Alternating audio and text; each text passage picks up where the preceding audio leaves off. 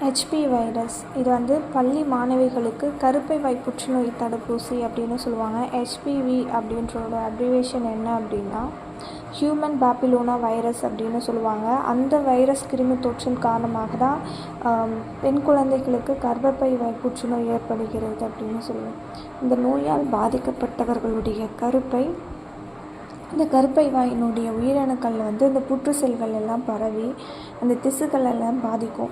இது உரிய நேரத்தில் நம்ம வந்து கண்டறிஞ்ச சிகிச்சை கொடுக்கல அப்படின்னா அது அவங்களுடைய நுரையீரல், கல்லீரல், சிறுநீர்ப்பை, மலக்குடல் எல்லா இடத்துலையும் எல்லா உறுப்புகளுக்குமே இது பரவி உயிருக்கு ஆபத்தை விளைவிக்கும்.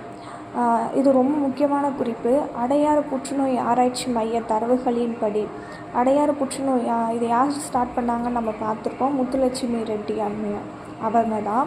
அவங்களுடைய ஒரு தரவுகள் படி நம்ம தமிழ்நாட்டில் எங்கே அதிகமாக இருக்குது அப்படின்னா தர்மபுரி, பெரம்பலூரில் தான் இந்த புற்றுநோய் அதிகமாக இருக்குது அப்படின்னு பார்க்குறாங்க. சென்னையை பொறுத்தவரை 13 இருக்குது. தமிழகத்தினுடைய மொத்த கருப்பை வாய் புற்றுநோய் பாதிப்பு விகிதம் 1,00,000க்கு 14 இருக்குது அப்படின்னு சொல்கிறாங்க. இப்போது இது வந்து எந்தெந்த டிஸ்ட்ரிக்டில் வந்து ஸ்டார்ட் பண்ணியிருக்காங்க அப்படின்னா நமக்கு தெரியும். ஃபஸ்ட்டே நம்ம பார்த்தோம் தர்மபுரி மற்றும் பெரம்பலூர். அது மட்டும் இல்லாமல் திருவண்ணாமலை, அரியலூர் இந்த 4 டிஸ்ட்ரிக்டில் தான் இதை வந்து செயல்முறைப்படுத்தப்பட்டிருக்காங்க. ஓகேவா?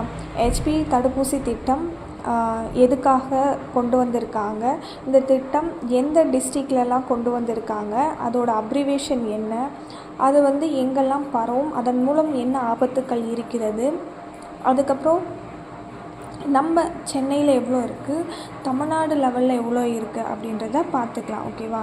ஹெச்பி தடுப்பூசி திட்டம், ஹியூமன் பேப்பிலோனா வைரஸ்.